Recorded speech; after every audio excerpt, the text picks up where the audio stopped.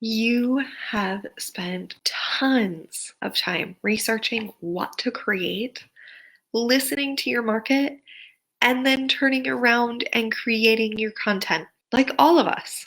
Or maybe you leaned into your years of experience, thousands of dollars of investment into your business, and volumes of knowledge to know exactly what to create. Either way, you've likely progressed in your content creation journey so that you are no longer guessing what to create, winging it in hopes it meets your audience's needs or wishes that somewhere something sticks. Listen, there's no judgment from me because we have all done it and been there at some point. Even with the right marketing and the best content, conversion remains elusive. And without more conversions, without more email signups, more connections, and more sales, it can be nearly impossible to move your business forward for long. So today I am super excited because I want to talk to you about the 7 secrets to greater conversions.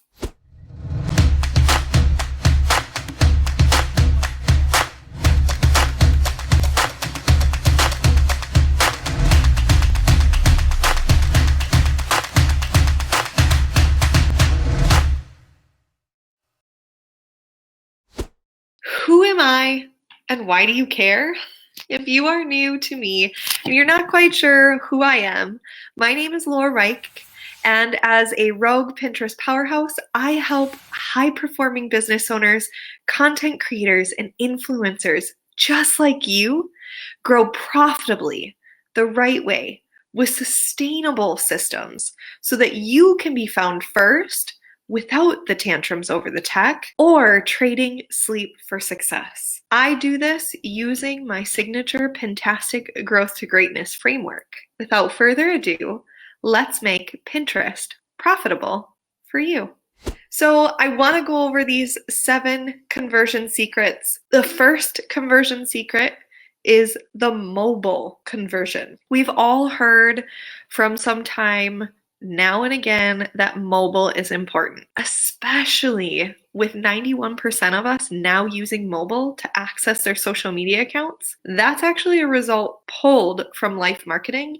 And then Pinterest even tells us that 80 to 90% of their users are mobile-based users. Most savvy business owners are at least somewhere at understanding the importance of being able to interest people not only on their social media platforms, but also on their website. And knowing that 91% of us are using our phone for social media isn't too hard to figure out that that's number 1 on mobile devices. Looking at your website is kind of high. So even with mobile-friendly themes, our websites aren't always showing up well on mobile. My secret for you and tip for you is that if you want to improve conversions and make sure that your website, when viewed from a mobile device, say you're using Pinterest to get them to your website, you want it to be easy, clear, fast loading, and attractive.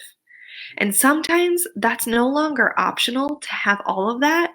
It's necessary. You can go to a website. I'll drop the link in the comments to make sure that you're getting those high mobile-friendly ratings.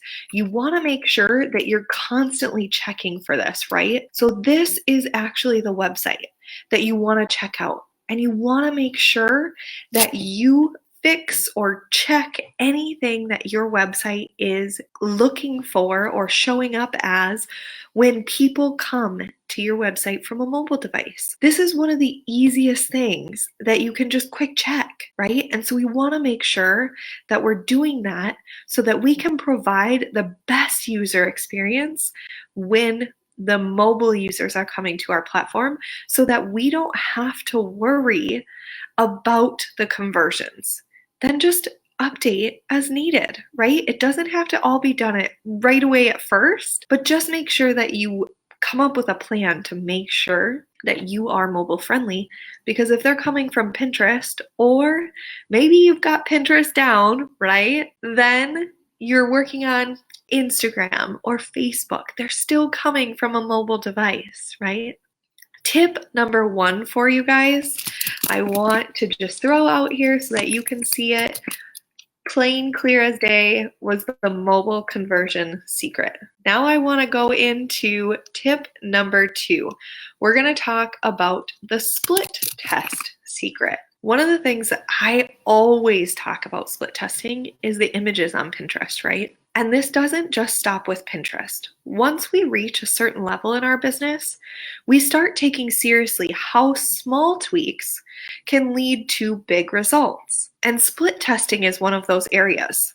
It doesn't matter if you're working on Facebook and you want to split test a different description or a different image. It doesn't matter if, like in the last video I did just a couple weeks back about tailwind strategies, right? To skyrocket your growth using tailwind. One of the things that I urged you guys to focus on was not just putting yourself in this bubble thinking it's already set up and leave it and it's just going to run for you, but constantly test, constantly tweak. And so maybe one of the ways that you've heard about split testing before is the importance of split testing ads. There's split testing ads, there's split testing headlines. You can try different images. Sometimes the change in one word or even the layout of an image can make all the difference. But too many split testings stop there. So if you're like me, no doubt you've also heard time and again the suggestion that we should be split testing landing pages. But let's be real, many of us still don't, because truthfully, it can feel like it is a complete colossal waste of time. It's a slowdown, it's too much work, whatever the excuse is, to even get one landing page up, much less do multiple landing pages. But if your conversions aren't flowing as much as you'd like them to, then please take the suggestion to split test more seriously. Test and tweak, right? Because taking that time, slowing down just a little bit, and looking for the winner among several different versions is really going to help you completely change the game and be more sustainable for your long-term goals rather than your short-term that you're trying to just get through right now. And remember that split testing isn't just for ads and landing pages. Split test your social media posts too. Listen, how many of you have posted on social media and heard crickets, right? How many of you have saved an image to Pinterest and had little to no impressions? I know Chloe just said she has. But seriously though, like, it doesn't have to be the big colossal things. If you hear crickets or you're not getting the results you want, don't stop. Don't just say, oh, this was a bad post, I need to focus on something else. No, make a tweak. Look at your copy, look at your images, look at who you're trying to target and who you're trying to talk to, and decide, does this really resonate with them? What one thing could I change to try to speak their love language more? What one thing is going to get them to engage with me even further? And so just think of those things. It doesn't have to be huge, major tweaks that you guys do. So tip number 2 and secret number 2 is the split test secret, right? Over time and paying attention to these fine details, I guarantee you, you will start to see an improvement in the response and the conversions that you're getting, right? So secret number 3, I think, is one of my favorites. Secret number 3 is the case study secret. So let's talk about case studies. Case studies are something that are wildly successful on Pinterest. And I will be the first to say that I hadn't done case studies in forever. I maybe had 2 in the over 10 years of business that I had been in. Now we post consistently 1 new case study a week. And you can find those on my blog under the navigation tab for case studies. But for you guys, and for anybody here that's listening, if you are focusing on a strategy to talk to a client, bring in more results, to get greater conversions, to send traffic to a specific place, case studies are the perfect way. Case studies are an amazing way for you to be able to talk about a client, highlight those results that are possible, and align the positive results with your business. It can absolutely 100% be done in a way that doesn't feel salesy to your audience, and then provides you with more content that you can use in your strategy. What's more is case studies actually help your audience deeply. I have had so many people, now that we post these on a regular basis, come to me and say how much they have learned, or different myths that they have overcome, or mindset battles because they have read these case studies. They not only prove hope for seeing better results, but they also model changes that anyone can make. I want to challenge you to develop a case study, at least just one, and see how it does. I truly believe that it will help your conversions. It will help your audience, your traffic, and different points that you're trying to reach. So the next tip after case studies that I want to tell you, maybe you're not ready for them, and that's okay. I do still challenge you to go out and try one. But the next one that I want to talk about, the next secret, is the landing page secret. So with the landing page secret, I want you guys to think about this, right? When you've written a blog post or a social media post that you want to link back to your website, where are you sending those people? Many people send directly to the homepage of the website. And I personally think that that's a mistake. And I know many others will agree with me. Sending people from the blog post or the social media post to your homepage proves people from their interest in a very specific topic to a far more general one. And think about this in the terms of Pinterest, right? If you have a pin and it's talking about amazing content on it, and then you drive them to the homepage of your website, you're going to lose people that way. Instead, consider sending them to the page that is strategically set up in your funnel, instead of the homepage or generic information page. In other words, send them somewhere that is driving them towards a conversion, that is driving them towards working with you, towards signing up for your email list, towards just getting to know you and starting that human-to-human conversation.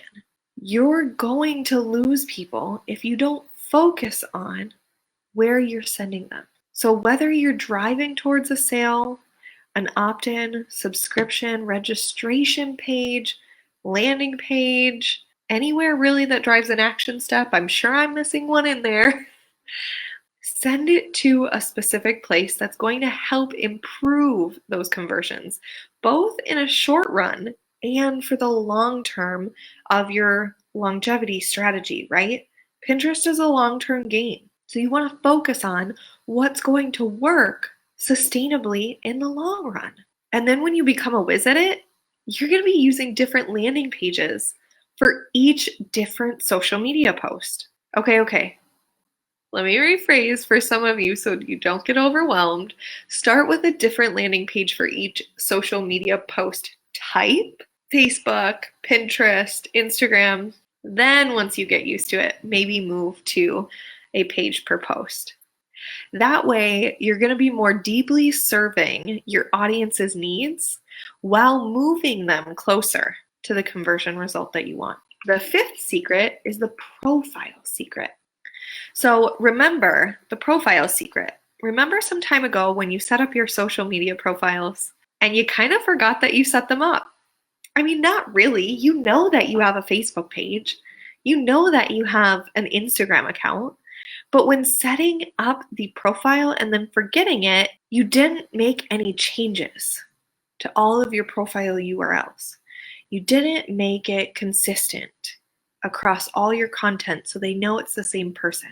So simply by just looking in your profile and changing the URL of where you want people to go every once in a while, you're going to increase your conversions. When you change your profile URL to match a landing page that you want to direct them to, you are using your platform presence as a smooth conversion attracting machine.